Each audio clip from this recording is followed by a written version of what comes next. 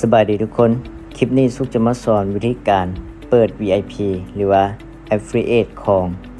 XR Trade ทุกคนเนาะซึ่งว่าถ้าหากว่าผู้ใดที่ว่าอยากมีรายรับหลายช่องทางก็สามารถเปิดตัวนี้ได้ทุกคนเนาะโอเคมาเดี๋ยวซุกจะสอนวิธีเปิดเลยอันดับแรกให้ทุกคนล็อกอินเข้าสู่ระบบของ XR Trade เลยทุกคนเด้อหลังจากนั้นเนาะให้ทุกคนกดเข้าไปอยู่3ขีดตัวนี้โอเคเนาะหลังจากนั้นให้ทุกคนกดคำว่าพันธมิตรเข้าไปเลยโอเคเห็นบ่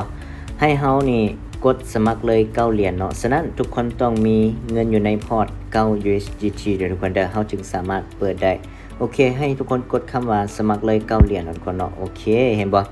มาหน้านี้ปึ๊บให้ทุกคนนี่หมายเครื่องหมายติ๊ก2นี้หลังจากนั้น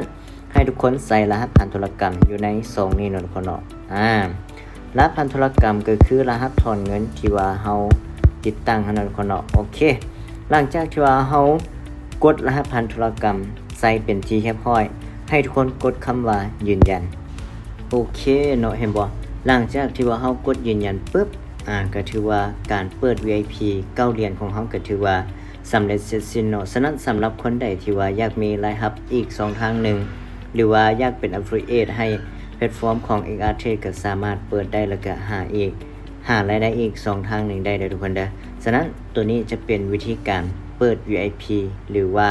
Affiliate ของ XR Trade แบบง่ายๆเลยฉะนั้นผู้ใดที่อยากมีรายรับอีก2ทางหนึ่งก็สามารถไปเปิดแล้วก็สามารถโปรโมทแพลตฟอร์มได้เลยทุกคนเด้อ